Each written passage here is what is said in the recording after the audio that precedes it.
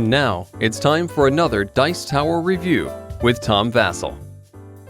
Summoner Wars is an amazingly fun game from Plaid Hat. I really have enjoyed it, and I remember several years ago when they came out with the Master Set, and oh great, 6 new factions. Well, then they came out with the reinforcements, they came out with second summoners for many of these factions, and finally now they've released all the rest of the second summoners. 8 of them they've released at one time, and Summoner Wars is now finished. So today, we're going to be taking a look at 2 of these new second summoners. The summoners for the Swamp Orcs, which is actually the thickest pack of these different summoners because it comes with a bunch of extra swamp walls. And the Mountain Vargath, which are basically humanoid mountain goats, which are known for just charging up into battle. Let's take a look at these 2 second summoners.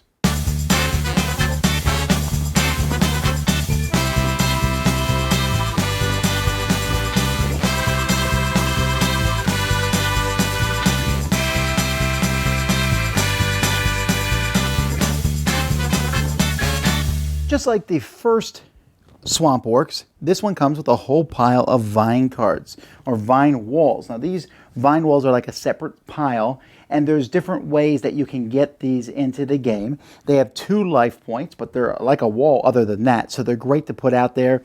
They'll block your opponent, kind of, sort of. They let you summon units. They're pretty cool. They're easy for them to kill, and everyone can move through them, but if you move onto a wall and then off it later on, you roll a die, and if you roll a 3 or lower, you take a wound marker and you can't go off the vine wall. And so you can, but even if someone's standing on a vine wall, you can still attack the vine wall pile. So how do we get these vine walls out?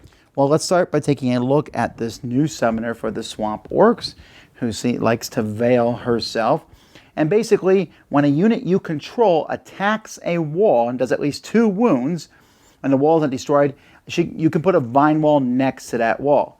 And she doesn't have to roll when moving off a wall. And you'll notice that most of the units in this game don't have that ability. Now, so you want your units to go attack walls. That's great. And so you're like basically breaking off parts of their wall and making vine walls. She has a special ability card that she can essentially make those hits automatically happen. But even cooler yet, and this is probably one of my favorite cards in the game at this point, is the fact that she can make vine walls come to life. And so there's 2 of these cards in the deck, lots of fun. They're not super powerful, but just your opponent knows that at any point those vine walls might come after them. There's also the ability to block when someone's trying to take out a vine wall, though I don't find that as interesting. There's a Zealot. This is a new unit that basically can run around and turn themselves into a vine wall. I don't know how they're doing it. They're like a walking chia pet. Anyway, Swamp Archer can shoot over vine walls, which is very handy and useful, and does 2 attack, which is a good common unit. Then the Skull Taker. Now this is an interesting unit. When he kills an opponent, instead of it going to the magic pile, he sticks it underneath him as a trophy. It's kind of gross if you think about it. The guy's walking around with all these skulls on him.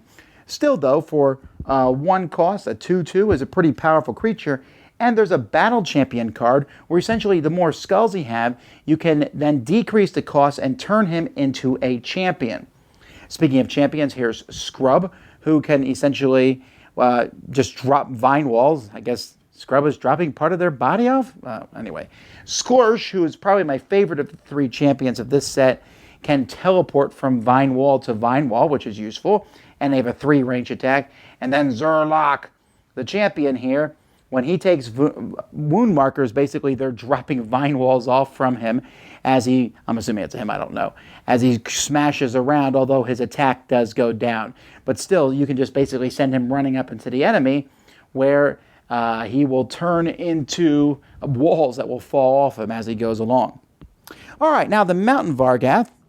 Let's take a look at their summoner first of all. Their summoner, Malinator here. Well, after you move with him, you can discard 5 cards from your hand, and each card that you do that with, you can pick a different common unit that's within 3 spaces of him and move them 2 spaces.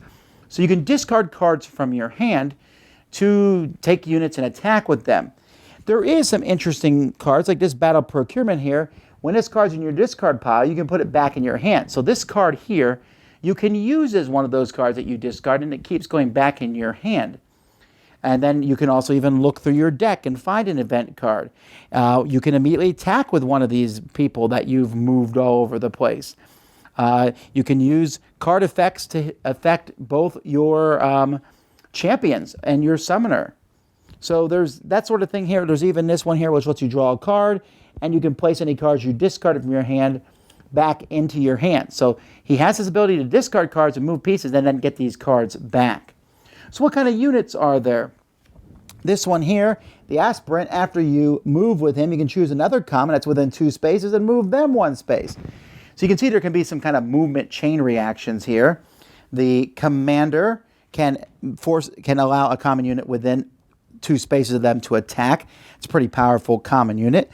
And the guard here can protect somebody near them, which is kind of a staple of the Vargath. The champions, this guy here, before you attack, you can discard cards from your hand and add to his attack value, which again makes those cards that you can discard a very useful thing. Although you got to be careful. If you discard too many cards with both him and a summoner power, you're in trouble.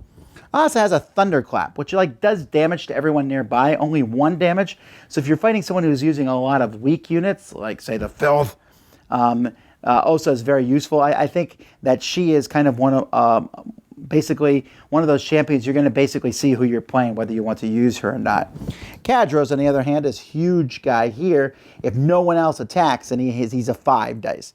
And he has 7 hit points too. So he's a big, hulking, basically tank that you send at your opponent.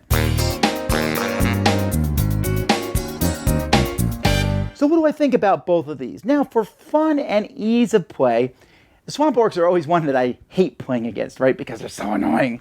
And these guys will continue that annoyance. Although I think I actually like this second summoner better than the first one. I like the ability to attack walls and get those vine walls out there. Although since there's so many cool abilities with the walls in this set and with the other ones, I can see people are going to mix and match them back and forth. The Mountain Vargath, of the 8 new packs, this is the most, I would say this one needs more experience than the rest. There's some really cool things you can do with this, but it has to be really careful with it. Essentially, you are discarding cards from your hand to move units, and if you move those units, this is a fast army. Probably as fast as the Jungle Elves, and they're the fastest army that's out there, because you can say they're going to move, and then they're going to move, and then we're going to attack, and that. But you got to be careful, because you can get rid of your cards faster from this deck than any other. So you got to try to kind of manipulate the control of your deck and get those cards back into your hand to play them.